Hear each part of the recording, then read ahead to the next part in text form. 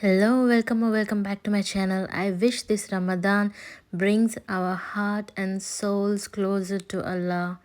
Ramadan Mubarak to everyone. Diving into the video, yesterday we have made hummus and today we are going to make falafel.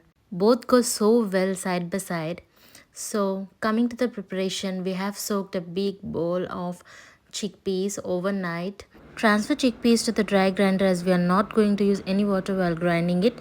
Add 2 big sliced onions, 20 garlic cloves, 2 green chilies, 2 teaspoons of zira powder and 1 teaspoon of salt, 2 handfuls of coriander. We are going to grind it in 2 batches. Grind it coarsely on pulse mode as we are not using food processor here. It's okay. We have achieved the same result with the mixer jar. So that's our jugaad number 1. Now we'll be adding a dash of baking soda to this mixture and also a quarter bowl of sesame seeds which will enhance the taste of falafel. Now give it a good mix and make this mixture into lemon sized balls so that we can fry it easily.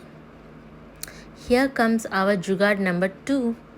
You can use a ladle to shape these falafel balls.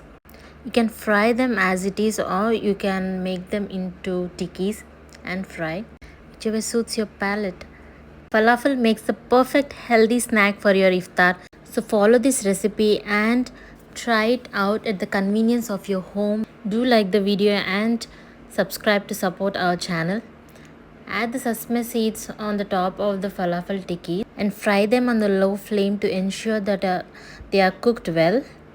We do not want the outer layer to be cooked well and the inner to remain raw. Flip the tikkis and let them cook well on both sides until we achieve a nice golden brown color and we are done. Here comes the fun part, the plating part. We are using hummus to plate our falafel. Wow, looking absolutely delicious. Thanks for watching our videos. Like, share and subscribe to support our channel. Thanks for watching. Bye bye.